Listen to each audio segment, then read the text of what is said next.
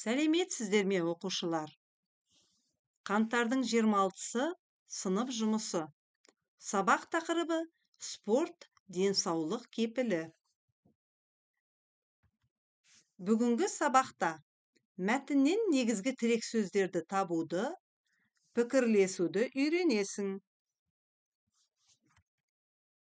Жаңа сөздер: ширату, сырғанау, шұғылдану, айналысу. Бірінші тапсырма. Тыңда, сұраққа жауап бер. Сен немен айналысқанды ұнатасың? Әркімнің ұнататын ісі болады.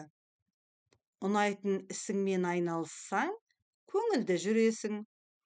Спортпен шұғылдансаң, күшті боласың.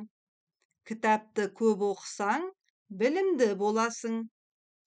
Сенің ұнататын ісің не? Екінші тапсырма. Оқы. Мәтіннен негізгі тірек сөздерді тауып айт. Спорт денсаулық кепілі. Спортпен шұғылдану денсаулыққа пайдалы.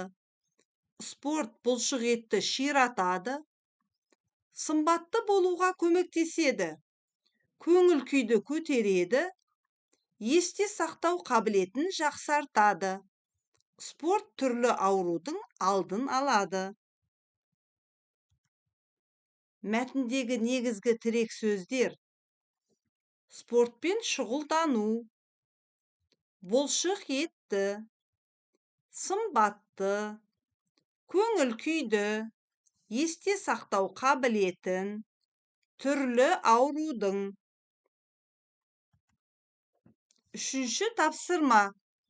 Көп нүктенің орнына керекті сөздерді қойып, көшіріп жаз. Керекті сөздер: көңіл күйді, денсаулыққа, аурудың. Үйге тапсырма. 19-шы бет, 4-ші тапсырма. Бүгінгі сабақ аяқталды. Сау болыңыздар.